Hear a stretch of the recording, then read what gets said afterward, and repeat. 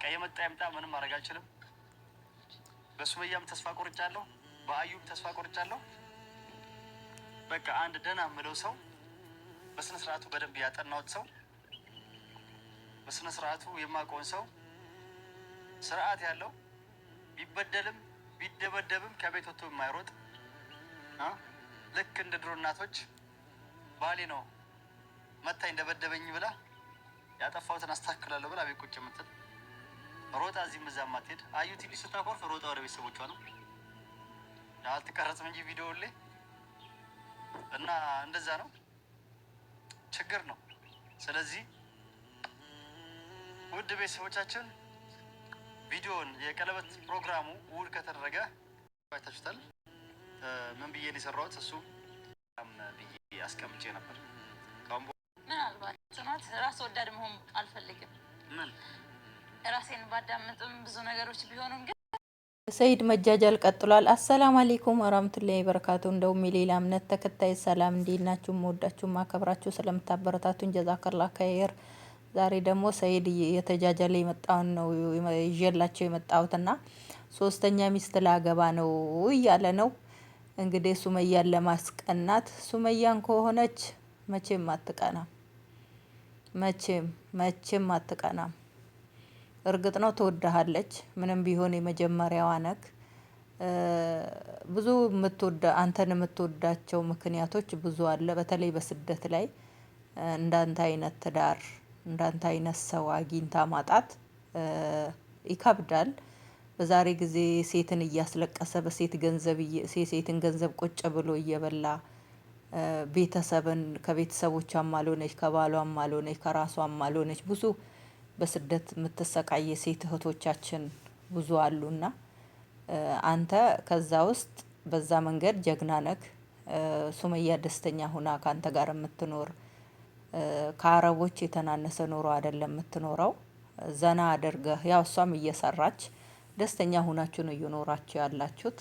ግን አንዳንድ ጊዜ እንግዲህ ህይወት አጋጣሚ አታጣም። ብዙ አጋጣሚዎች አሉ እንደ ሰበብ አድርጎ እቺ ደግሞ ህይወታችሁ ላይ ገብታ እንደዚህ ምስቅልቅል አረገች።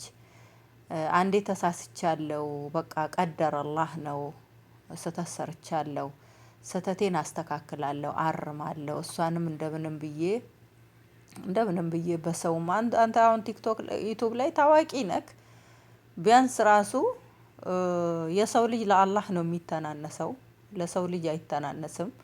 ግን ኦዲየንሶቿን ለምኑልኝ እኔ ያለሷ መኖር አልችልም ብለህ ከልብ ኩነት አላህ በሚያውቀው ሱመያን ብትጠይቃት ሱመያ እምቢ አትልህም። ግን ያንተ ከአዩ ጋር የምታደርጋቸው ነገሮች እንኳን ጣውምቱና ለሱመያ ለልጆችህ እናት ለሌላ ሰውም ልብ ይሰብራል ማለት ነው። አንደኛ አዩንም ከእምነቷ ትክክል አሁን የሆነ ቪዲዮ ላይ ማርያምን ገብርኤልን ምናምን እያለች እኔ ሰምቻታለሁ፣ ወላሂ ሰምቻታለሁ። የሆነ ቪዲዮ የሆነች ጓደኛዋን ደብድባ እቺ አሁን እዚህ ላይ የምታያትና እሷን ሊያገባት ያለውን እቺን አሁን በቴስታ መታ ደም በደም አድርጋታለች ማለት ነውና ያውም ከጭንቅላቷ ነው ደሞ የፈሰሰው። እና ያቺ ማን የምትባለዋ ደግሞ ስትሮጥ ማርያም ምናምን ብላለች። መቼም ግን ልጅቷ ራሱ ሲጀመር እምነቷን አልቀየረችም። እርግጠኛ ሁኝ የምነግራቸው አንድ ሰው እምነቱን ሲቀይር ያስታውቅበታል። አለባበሱ እሷ አሁን የምትጠራህ የምትለብሰው ለሰይድ ብላ ነው። ያቺን በቅጡ ያላስተዳደረ ከእምነቷ አስወጥቷት ወደዚህ እምነት አመቶ እምነቷን እንድታቅ የቀየረችውን ለሱ ብላ ይሁን ከበፊት ይሁን አላሁ አለም እምነቷን እንድታቅ አላደረጋትም። ወይ ከቤተሰቦቿ አልሆነች። አንተ ፊት ባሰጣትና ጎሽ ጎሽ ባትላት እሷም ካላገባኸኝ አትልም። መጀመሪያ ይዶለታችሁ ነገር አለ። የዛችን ህይወት አመሰቃቅሎ የዚችም የልጆች እናትን ህይወት አመሰቃቅሎ እንደገና ደግሞ ከዚች ጋር ደግሞ ሌላ ህይወት ሊጀምር ነው። እሑድ ቀለበት ነው። ምን አይነት ጭንቅላት ነው ያለክ? ብር ስላለክ ብቻ አንተ የሰውን ህይወት እንደ ጥባጥቤ መጫወት አለብክ። እነሱስ እንደው ክብር የላቸውም፣ እምነት የላቸውም። እምነታቸው እንግዲህ ኦርቶዶክስ እምነት ተከታይ ናቸው። እቺም ሆነች አዩ ማሻአላ ተባረከላ። ሱመያስ እንኳን ጎበዙን አለች። አንተ ባታስተምራትም እሷ እንኳን ጠንካራ ሆናለች በእምነቷ ላይ ማለት ነው። እነዚህን እያመጣት ጥቅመኞችን እያመጣት ትንሽ አታሳዝንህም ሱመያ? እንደዚህ በዚህ ናህል ልቧን መስበር። ምንም ቢሆን እኮ ለልጆችህ ታስፈልጋቸዋለች።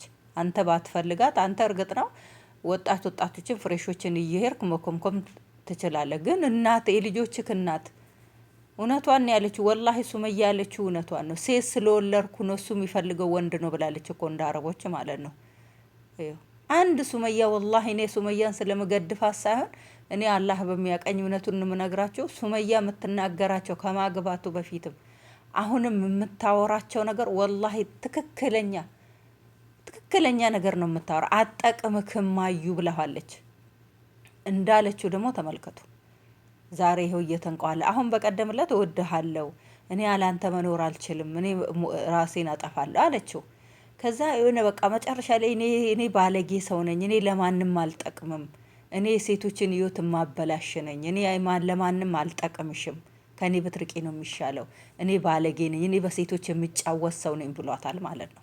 በራሷ ቻናል ላይ በኦሮምኛ ነው እንደዚህ እያላት የፈለገ ነገር ይሁን እያለች ያችን ምንም አልፈልግም በጭድ እኔ ፍራሽ እንትን አንጥፌ ተኛለሁ፣ ሰሌን አንጥፌ ተኛለሁ ያለችው አና ዛሬ በስሜ የሆነ ነገር መኖር አለበት ያለችው ልጁ ምን ደንዝዟል እንዴ?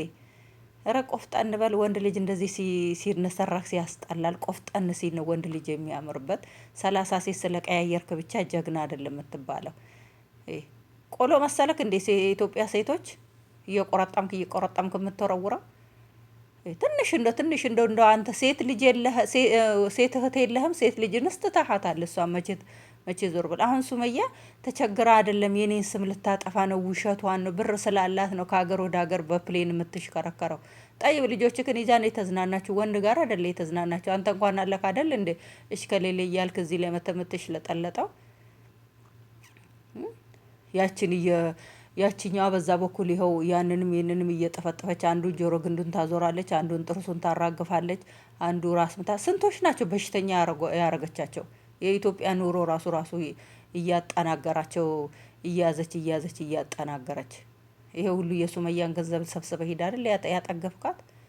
ደግሞ አለማፈሩ ደግሞ እቺ እሁድ ቀለበት አለን እሁድ እንደው ያንተን ሰብስክራይብ እያነሱ ነበር ባዶክም ማስቀረት። ግን የኢትዮጵያ ሰው አቋም የለውም እንጂ ሱመያ ፕሮፋይሏ ስር ሊንክ እያስቀመጠች ነው፣ ቻናል እየሸጠች ነው። እኔ ይሄን ያህል ብር እሷ ተናግራለች። እሷ መች ደበቀች? እኔ ቢያንስ እስከ 400,000 እስከ 5 ይጠጋል ማገኘው ብላለች። $4,000 እስከ $4,000 አገኛለሁ። እሷ አልካደችም የምታገኘውን። ግን 2 ልጆች ታሳድጋለች። አርፋዛ አለ፣ ቤት ክራይ አለ፣ የልጆች ልብስ አለ፣ ወተት አለ፣ ስንት ነገር አለ። አንድ ብቻዋን በዚህ በተወደደ ኑሮ ላይ